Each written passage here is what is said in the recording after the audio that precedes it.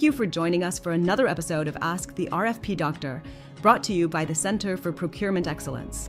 We're a nonprofit membership organization dedicated to helping you streamline your RFP process through better education, smarter strategies, and more transparency. As a member, you'll get access to exclusive training, discounts to our virtual and in-person events, and the chance to connect with other procurement professionals throughout the year. And if you're planning a professional event or conference, don't forget our CPE Speakers Bureau is available to speak at regional and national gatherings. Now let's get into today's session of Ask the RFP Doctor, where one of our expert RFP doctors will show you how to take on real-world challenges in procurement and supply chain management and break them down into practical strategies you can use right away. Welcome to Ask the RFP Doctor, CPE's monthly web series where we discuss the latest best practices in procurement and supply chain management. All right, so contingencies. We're going to think about the vendor or supplier perspective this morning, or this afternoon again, as mentioned, depending upon where you're located. So contingencies being built into supplier bids and proposals. So oftentimes contingencies are hidden or baked into the numbers that we receive as part of the competitive phase of a solicitation RFP process. This could inflate pricing up. It can be a little uncertain in terms of what's in there. So we'll talk about that. We're going to dig into everything contingency, share some examples, have some conversation around it, and so on. So let's start by defining what a contingency is. So it's got a little bit muddled in my slide here, but on the left-hand side here, from a supplier or vendor's perspective, contingencies are a way for them to price in uncertainty. So this is a perception of risk or things that could occur or things that are unknown that are being priced in or baked into the overall bottom line cost. So if you take the simplest example of a fixed price contract where you're getting fixed prices back in response, maybe even something as simple as a construction bid, here's the all-in low bid number to win the project, let's say. That number might include some contingencies to reflect unknown and risks and things like that. Typically, contingencies are not going to be something that's a reserve for the client to use later or a guarantee against change orders or anything of that nature. We'll talk about that. Usually, contingencies are baked into vendor pricing, and we don't, as clients, always have a clear view of what those are. There are some exceptions. I've worked mostly in the design and construction space where you have a guaranteed maximum price open book contract, and you've got different contingencies and allowances baked in. But really, from a proposal and review and competition standpoint, you don't really see this stuff. The other thing that we're going to grapple with is that two or more than two vendors can see the same scope, the same RFP, and price different contingencies in, which can affect the bottom line pricing competition that we are experiencing. So we'll go through a few of the things that clients do, sometimes inadvertently, that can lead to greater or lesser contingencies being built into vendor scopes and vendor proposals. And we'll go through this together. So number one is obviously if the client has a vague or incomplete or ambiguous part of their scope and requirements, that's somewhere that suppliers are going to have to guess a bit. So some red flags that suppliers look for, right? If the client says to provide all necessary services but doesn't define what that is, or provide services as needed but doesn't give a sense of how frequent or how often. Industry standard, well, who's industry standard and what does that mean? A turnkey solution, support as required, best efforts, all necessary coordination, assume existing conditions, fully functional system. All these types of phrases don't specifically define. Oh, I am... Hold on here, let me mooch you there. Boom, nailed it. And so most common things here are going to be missing quantities, having locations where services are to be provided that are undefined, criteria on actual performance outcomes are absent, things like that. Basically what the client, or the vendor supplier is going to say, anything that's vague in the client's scope could become a pricing decision of how the supplier is going to approach it. And they can take guesses, they can take conservative guesses, they can take more gambling, aggressive, highly risk tolerant guesses. All that can get baked into a pricing response. The other thing that can pop up that can add contingencies into the pricing we receive back from our suppliers is anything where the client is shifting unknowns to the supplier community. We see that a lot in the public sector world where something might be an unknown and the client thinks, well, I'm going to shift that risk to the supplier community and not take that risk on myself. So, hey, the vendor's responsible for verifying all site conditions, or assume worst case scenarios, or you're going to coordinate with all third party suppliers, da da da da. Those types of things that are non-controllable or unknown being pushed into the vendor's court just means that they're going to have to price it in some way, somehow. Overly transferring risk without compensation. I don't know what happened to my title here, but sometimes I've seen clients say we're going to throw liquidated damages in there, going to have some one-sided contract language. Basically, the point here is the more heavy-handed our contract is, and that's out there for those to see, then the more likely that's going to get priced in to the vendor responses as well. And then another thing that we don't always think about as client groups, perhaps, is if there are decision-making aspects to how we're going to work together, us and the contracted or awarded supplier once they're brought in and are delivering or executing the project. Anything where we say that the scope or design itself is still evolving, if there's going to be stakeholder approvals that are not yet resolved, if there's certain requirements that are currently undefined or some regulatory things that are coming in, those types of things can also be priced in from a vendor's point of view of, hey, we might have a slowdown, we might have a delay. And one logical approach is to say, hey, the supplier should assume the worst case of every one of those future decisions. But of course, if they do that, then they're not going to be price competitive. So it's a decision-making process for the suppliers. It's a business decision. A probably simpler way to describe this slide is if we are asking suppliers to come back with some type of fixed price or fee structure, but at the same time, some of the decision-making of how the project's going to go is flexible. It's not yet fixed. Well, then it's hard for that price itself to also be fixed, even though that's what we're forcing the competition to do. So I'll give you a few examples here of where this stuff can pop up. So one thing is unclear language on quantity. So hey, vendor, you're going to provide training for all of our required staff. So well, how many, what locations, one time, ongoing, what's the setup here? What should they assume? Should they assume a really robust training program, or should they make it more lean and mean to be more price competitive? That becomes a decision-making process. Well, maybe they assume here's how many people we're going to train, and I'm going to add some pricing for that. Maybe I assume way more people, and it's going to take me more effort as a supplier, so I'm going to price that in.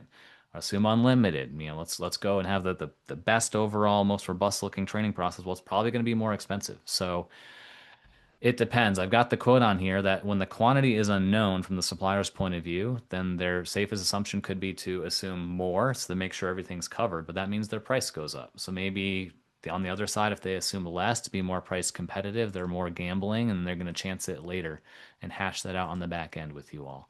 Another one might be, hey, the vendor's going to coordinate site access with the owner. Well, there's a lot of considerations to that. Does that deal with nighttime stuff? Are there shutdown windows we have to worry about? Are there security delays? Are there restricted access points of view in there that we have to price in?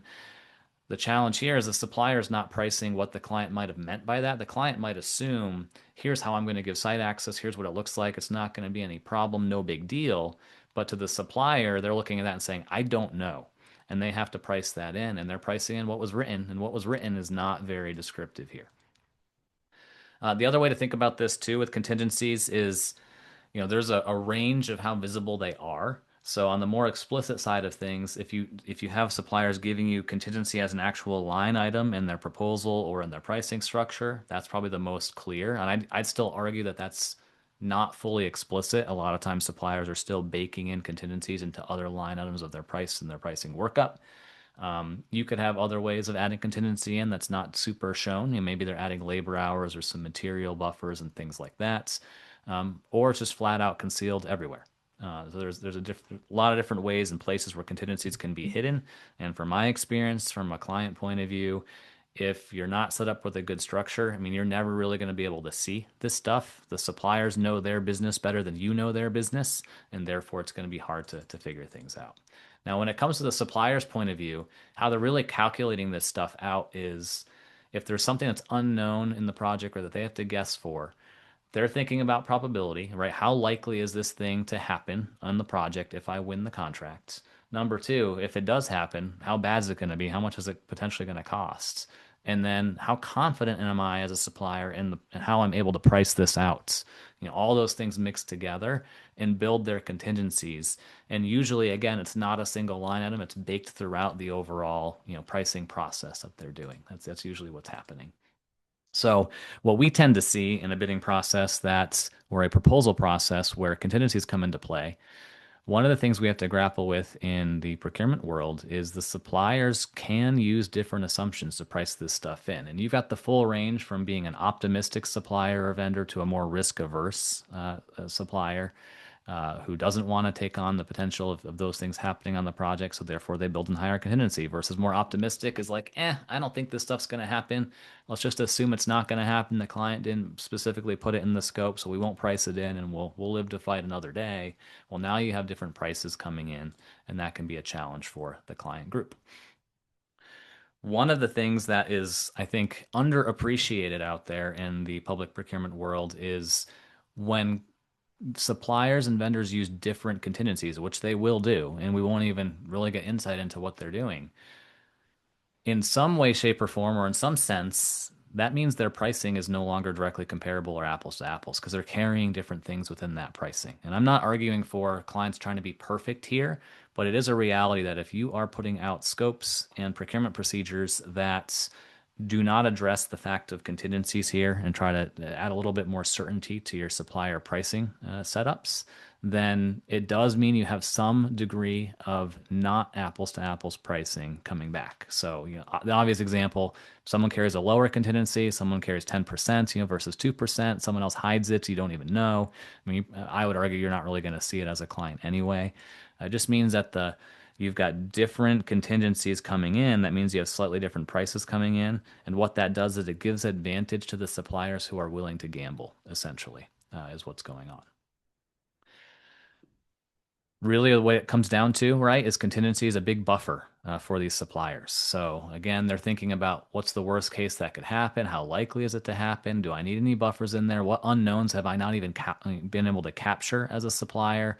How is this client going to behave? What's my confidence level in things? We'll talk through some of these here as we get going. But a couple other issues with contingencies I wanted to bring up. This one is what I call the double dip problem. So a lot of times clients assume, well, if the suppliers include some contingency or some padding or some buffer in their pricing, well, then that means if the bad thing happens on the project, then the supplier is going to eat it, and they've got the padding in there for it. And the reality is, the suppliers will typically price in some type of contingency for the in cases, for the things that could happen. But then if they win, and then if they get the contract, the client doesn't really have direct insight into what the contingencies are and what they're carried for. So if a bad thing happens, if a risk materializes, the vendor is still going to come back to you and say, hey, client, this was out of scope. This was not clearly defined. This might be a change order, right? Now, there's all the relational aspect of things and if and when and how to ask for a change order from the supplier's point of view.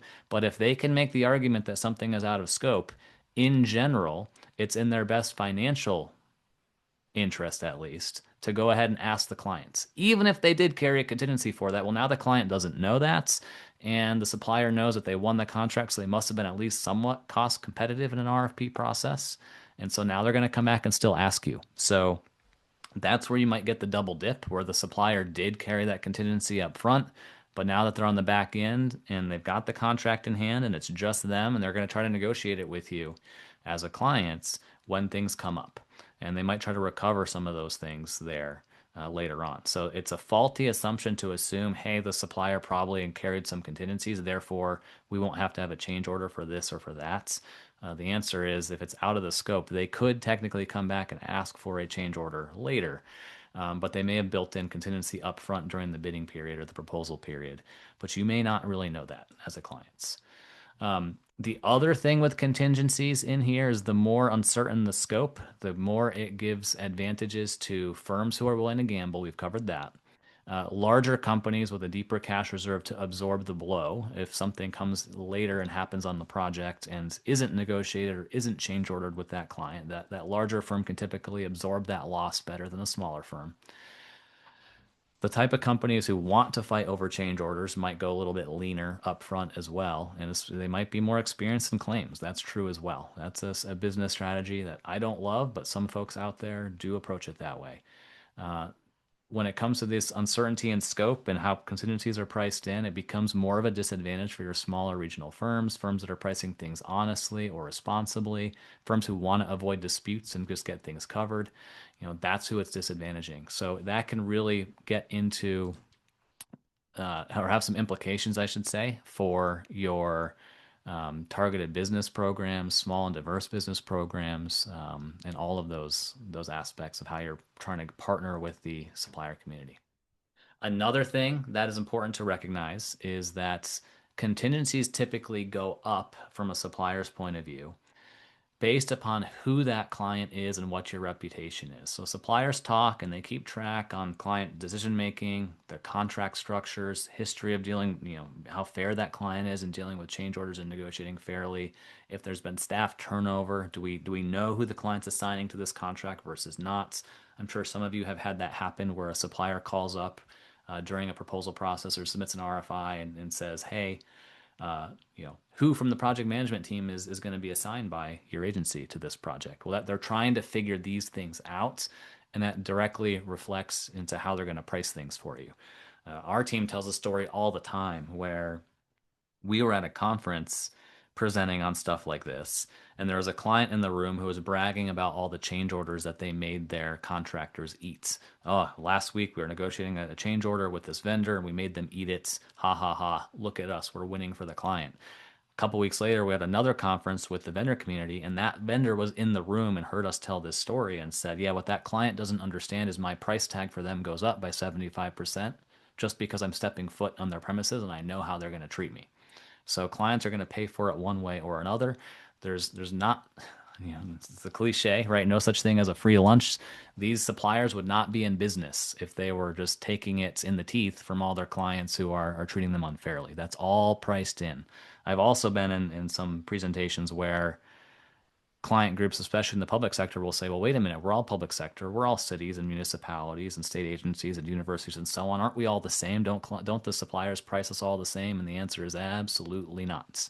I was somewhere recently that I won't mention where.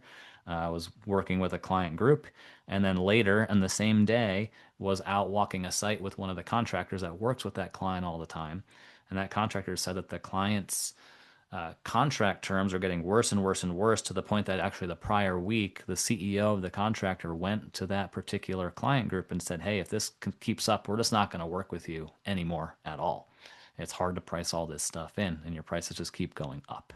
So all that's part of it. So who the client is and how they act is definitely a part of how the supplier committee will price things out from a contingency standpoint.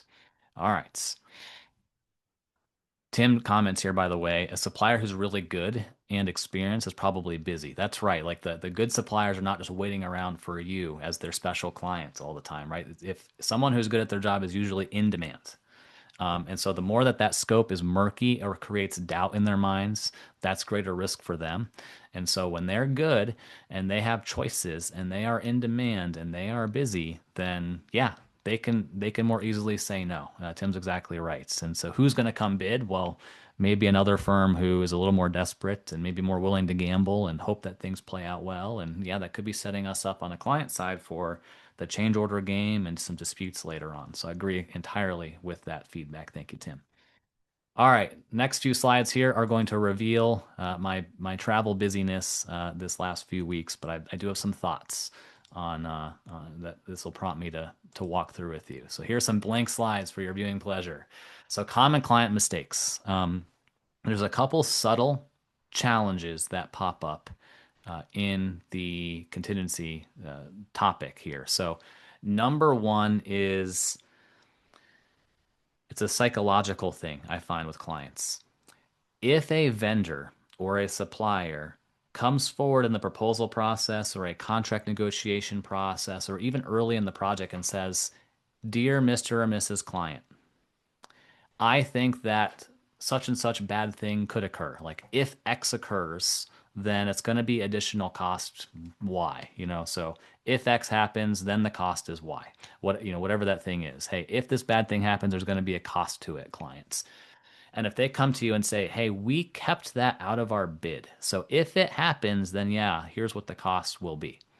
And a lot of times I see clients react negatively and they're like, oh, this supplier is pre-planning their change orders. They're going to be difficult to work with. This is risky that if we work with them and this thing happens, then they're going to charge us. And the reality is when you have a vendor, supplier who comes forward and says, if this thing happens, then here's what the cost would be, and I've kept it out of my bid, that's a good vendor who's trying to lower your price. A vendor who is talking about potential risks and challenges up front and showing how to keep it out of their price and the client only pays for that thing if it happens, they're actually trying to help get you a cheaper deal is what's happening there. But we hear clients react negatively and say, oh, they're pre-pricing change orders. Change orders automatically mean bad, which is not true. Whole nother conversation. And it's like, well, would you rather them bury that price in their proposal and then of course expose yourself to the double dip that later when that thing happens, they're still going to come back and ask you for a change order on it too because it was out of the scope, and they can argue that murky area, to use Tim's words there in the chat, right? If there's a murky scope, that can be something that's a change order conversation later. So you should, as a client group, want your suppliers to say, if this happens, then here's the price or the schedule impact. That's part of it too. And we've kept it out of the price so that the client is only paying for that thing if it does indeed happen. If you don't approach things that way as a client, then you're going to pay for it either way, whether it happens or it doesn't. You're going to pay for it at whatever level of contingency the supplier, in their own sole discretion, chose to include in their price. And they're still going to come ask you for the change order too. So that's the first thing that we see as a common psychological challenge, is we have to reframe the vendor who is willing to talk about these things up front is usually a sign of a good vendor, rather than the traditional thing that we, frankly, on the client community have trained our vendors to do, which is don't give any bad news to the client up front. Tell them it's going to be amazing. We're so excited to get started. Let's have an awesome, upbeat kickoff meeting. No problems are coming. Everything's going to be smooth sailing. This is awesome. No bad news till the contract is signed and we're a little ways into the relationship together. That is detrimental to future project pricing and outcomes. So, maybe a better way to say this is think of two different vendors. If one vendor says nothing, they say everything's going to be great, everything's going to be grand, what that probably means is that they've padded their pricing with some contingency. Another vendor might say, hey, I'm using if-then logic. If this happens, then here's what's gonna occur in terms of pricing and impact, all that type of stuff. That's actually a good client. So sometimes clients misinterpret that and say, no, vendor B, they're pre-planning that change order, but in reality, they're trying to avoid guessing and give you a good and accurate price.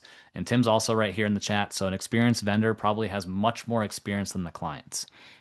So another way to say this, and I usually have a slide on this that says, who knows more about the actual details and intricacies of performing the work or bringing that technology and deploying it for you as a client or whatever that project is? Do you know more as a client, or do they know more as a vendor? And the answer is the vendor probably knows more. And ideally, they've seen clients just like you every day for the last 5 years because that's their job, that's their business, they get it.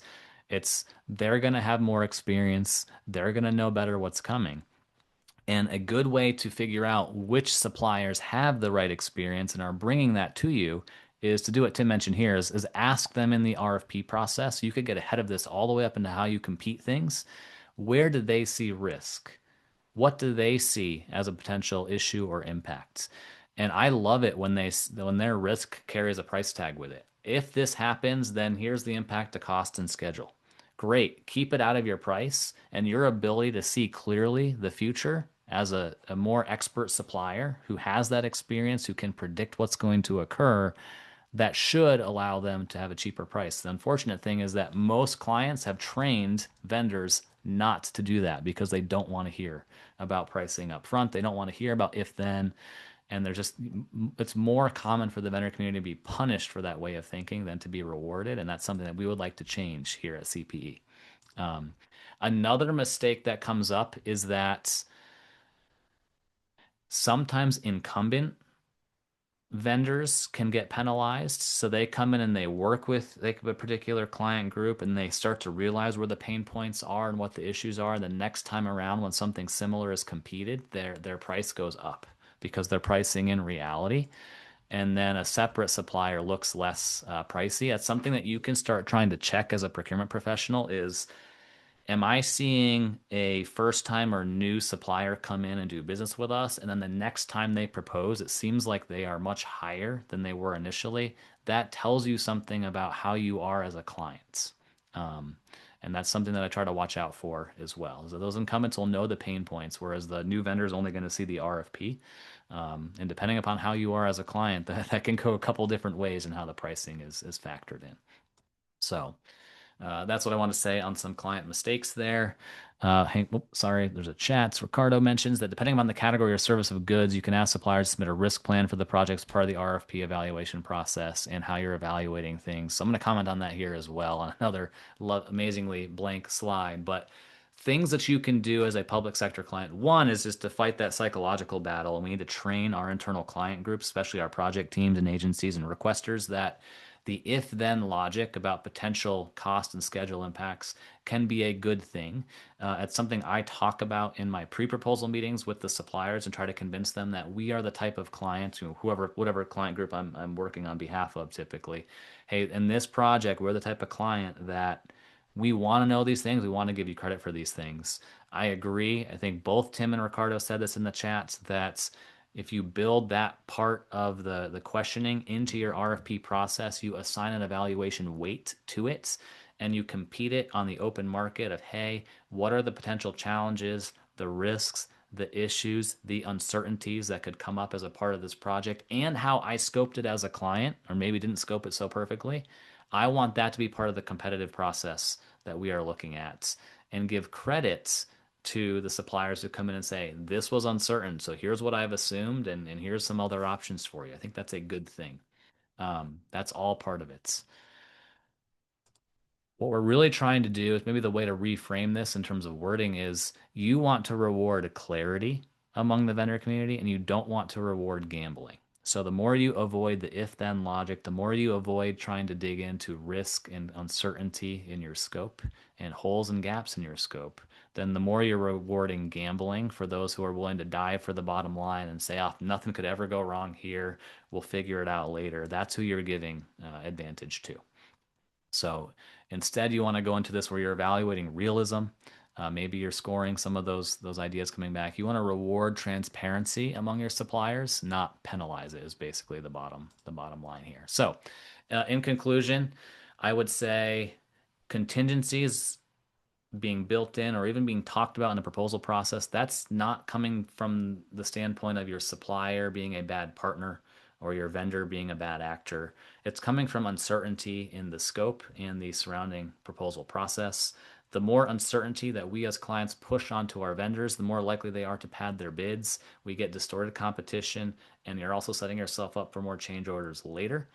When we manage that type of uncertainty in a more deliberate manner and we're more clear about it, then we're going to get more fair pricing, fairer competition, and ultimately better outcomes for the public. So that's basically what we want to talk about here with contingencies. And I will open up the floor to conversation before we then close out with some announcements and then open it up for Q&A and things like that. So curious on any other thoughts. There were some good chats that were brought in there about contingencies. Any other thoughts on the matter?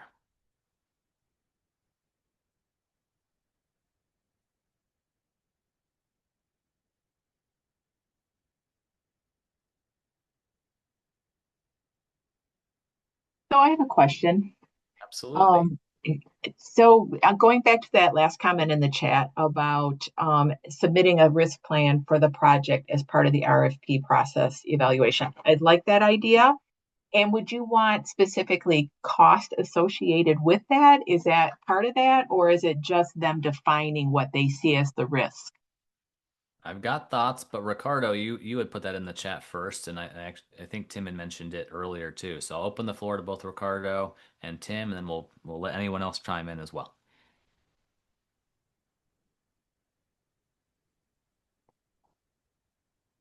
My screen is so large here to see if both are still with us.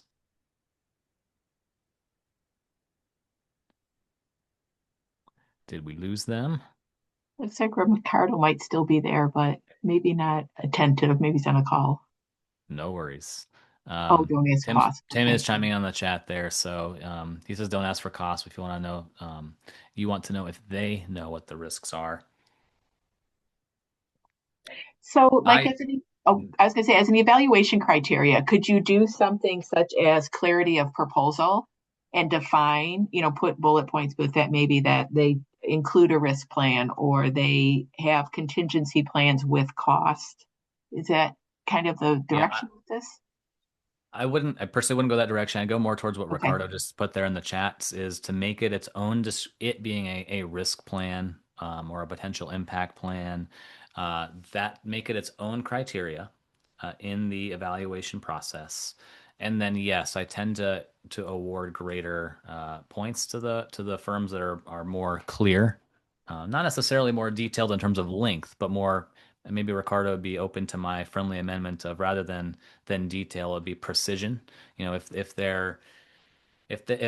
I'll give you an example. I had one where it was a city that I was helping, and they had a site that they are redeveloping in the middle of a downtown metro area, and the site was contaminated. So the first thing we were doing on this project was remediating the contaminations on the site. So there's a lot of subsurface contamination that wasn't fully known and fully understood. And one of the suppliers, really, it was the remediation firm who won the competition. In that risk plan, they said, hey, we reviewed the environmental report that the client provided. We saw all the boring logs of what was in there and the levels of contamination that were mentioned. And one thing that the supplier mentioned, this is going to go back to Tim's point about being an expert supplier who's bringing experience and know-how to the table. They said, hey, we notice that there's a whole nother type of contamination that is likely down there based upon our experience in similar sites in the area. And none of that was mentioned in the client's scope nor environmental report. So they said, hey, we did not price that in. But if we do find this extra special and yucky part of contamination, here's what it's going to cost to go remediate it and how much schedule impact it's going to have. And they actually went so far as to give usually in that point, you're not asking them to price it out explicitly. You're asking them to maybe give you an order of magnitude or give you an idea. And then you can use that in the negotiation process later to try to lock that in once they know that they have been selected, and it might make more sense for them to spend time pricing it out, and you go back and forth and clarify it with them. But things like that is how we would recommend approaching it. And that's where I found it to be helpful. I'm seeing more chats came in here. So Emily mentions, it seems like if they hold their intelligence, or if they hold their cards close to their chests, right, then how do you get them to open up?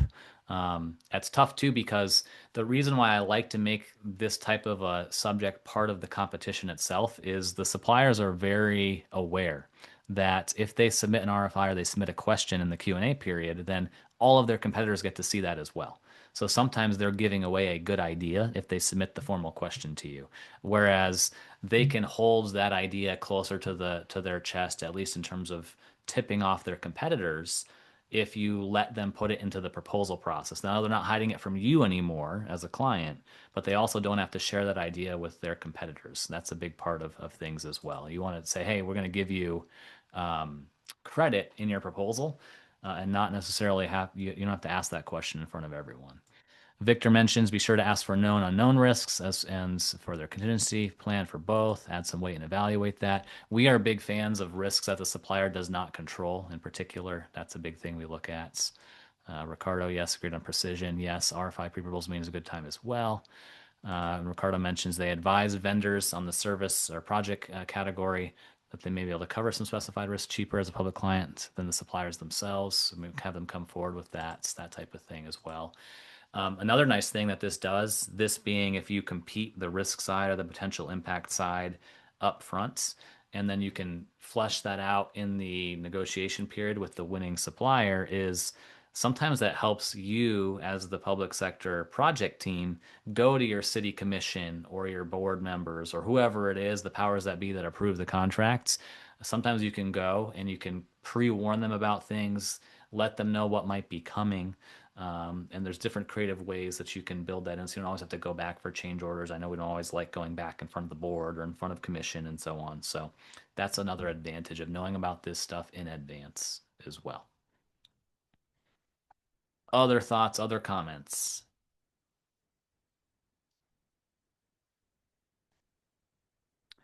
Maybe the last thing I will say is a cautionary note that just want to be clear, we at CPE are not arguing for the fact that every scope that you issue and every list of requirements that you issue needs to be perfect.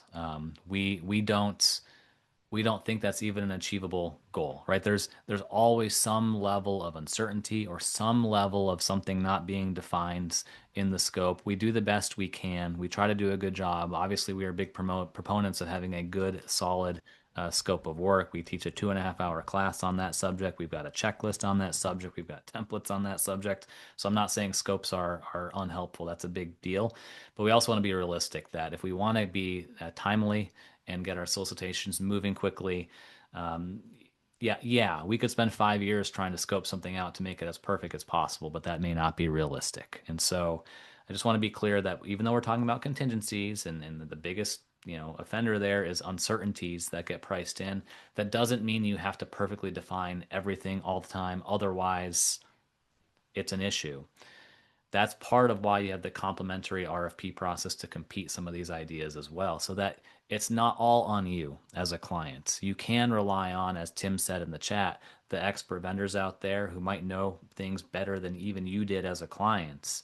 You can rely upon them and actually give them an incentive to cross-check your scope and look for those gaps and look for those uncertainties and look for the things that are not controllable and bring them up as a part of the RFP process. And that way you're getting an overlapping of expertise. Your internal expertise as a client trying to scope things the best you can, within feasible timelines and resource constraints.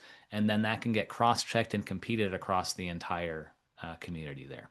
And that's usually the meet in the middle best approach we have found to get things done expeditiously without taking too much time. And yes, unfortunately, sorry, no meeting code today. We have to get the content all done in advance and write the questions and all these good things and get it built up online. And we had some issues on our end.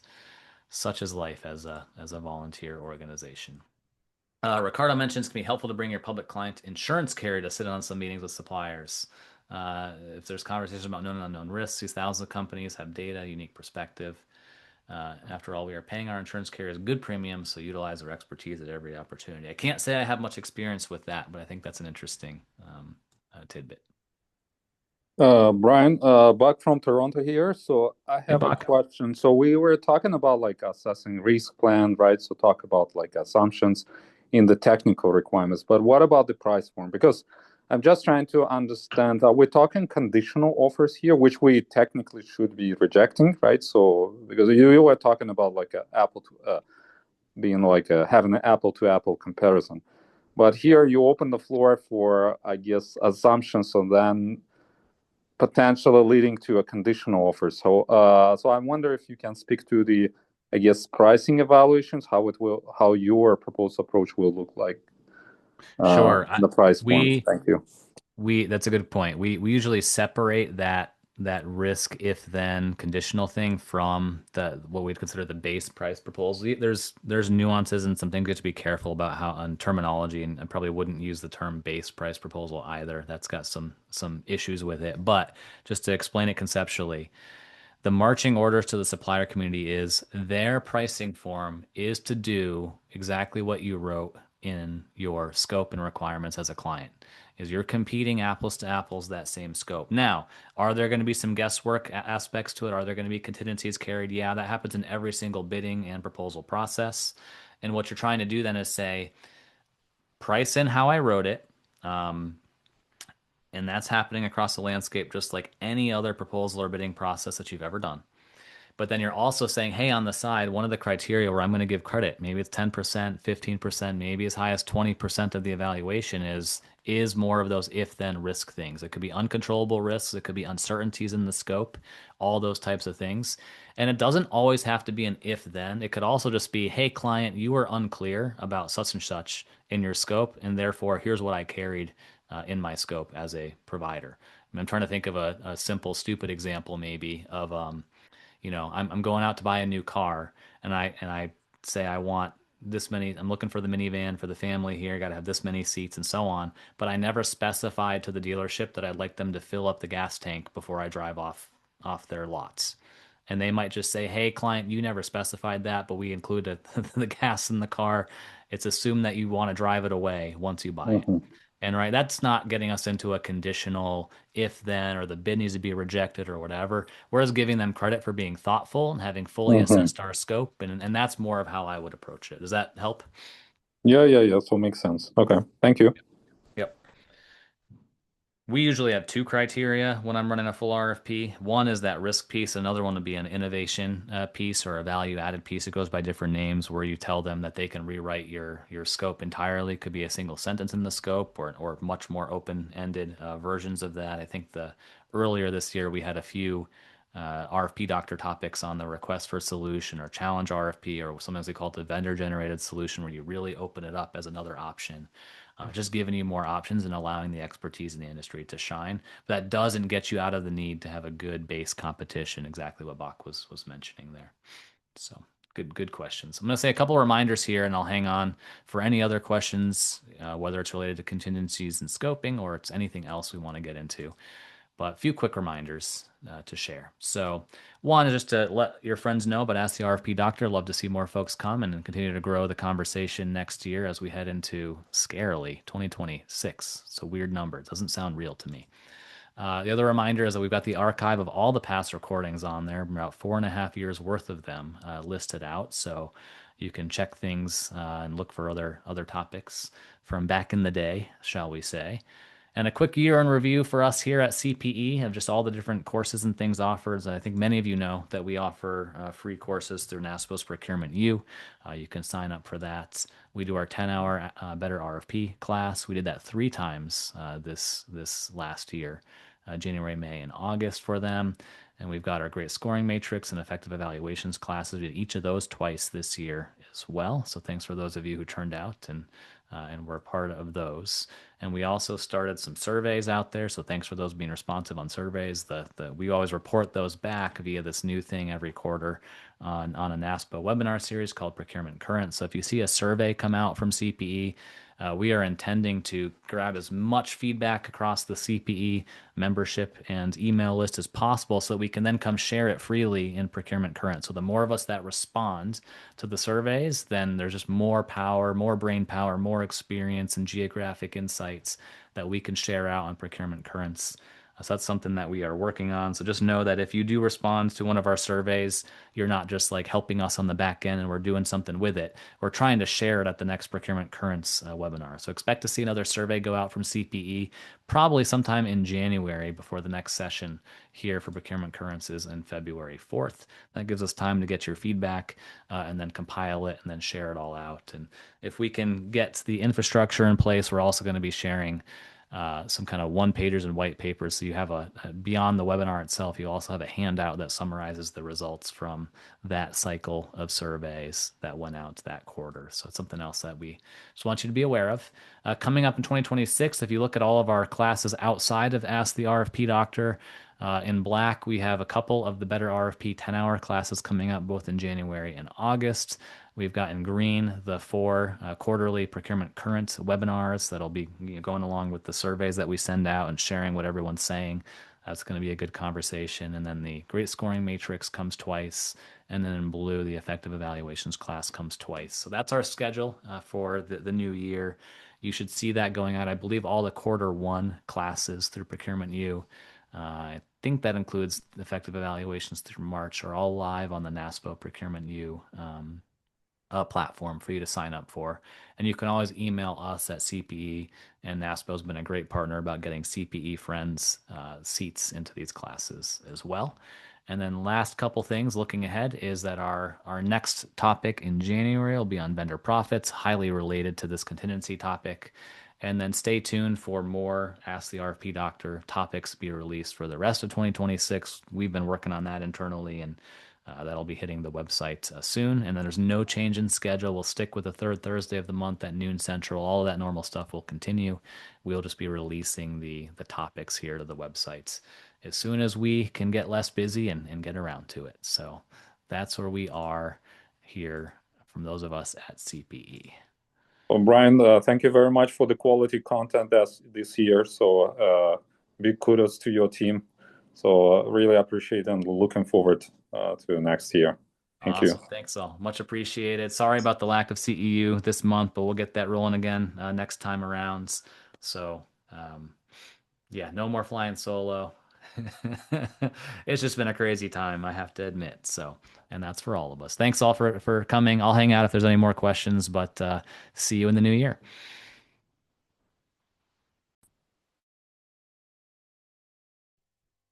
Is this where you take a bow now?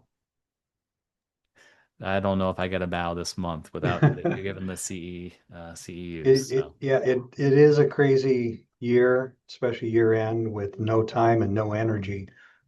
But you persevere. So congratulations, Brian, on a great year. Thanks so much.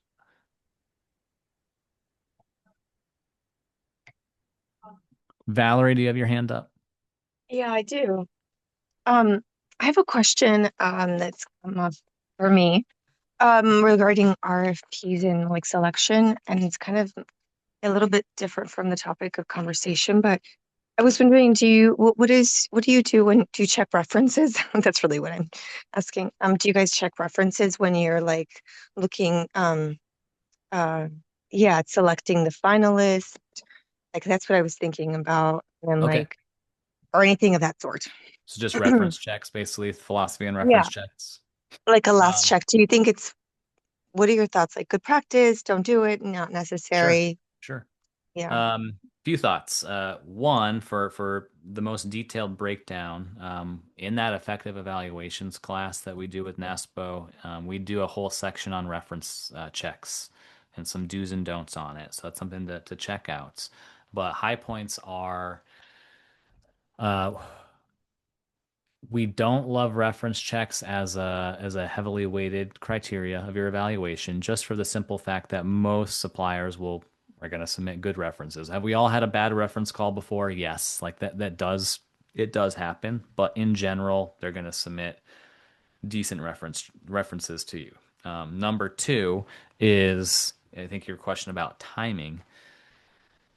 It can be a time-consuming process to try to call references, right? Do you have to call references for all the suppliers? That's going to take time. Do you have a scoring rubric for that? How are you handling that? And if they're all going to be good anyway, are we really helping the evaluation process and picking the best supplier, right? So, we tend to avoid a lengthy referencing process, during the evaluation period.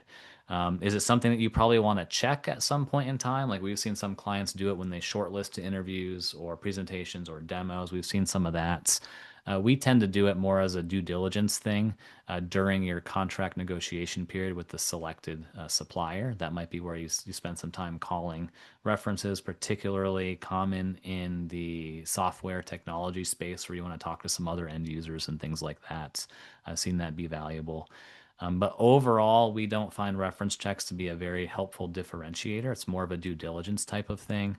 That being said, you also have to weigh your internal culture. Like if you're going to go before a city commission or a board or some executive team for approvals, and you think they're going to ask like, hey, did you call the references and who were the references and what did they say? You don't want to be standing up there and say, well, no, we didn't think that was not valuable. So that I've been in that situation before too. And you have to weigh some of that internal culture. But as a true differentiator for evaluation criteria, no, reference checks are not that helpful. They're a great way to waste time, that's for sure. I view it more as a due diligence thing at the ends. And then if you want to collect that for everyone, probably the best practice that we've seen in the past is not do a full reference check, but rather to do like a past performance questionnaire or survey. That's been what we've done there. Well, thanks everyone. Happy holidays, New Year, and see you in 2026.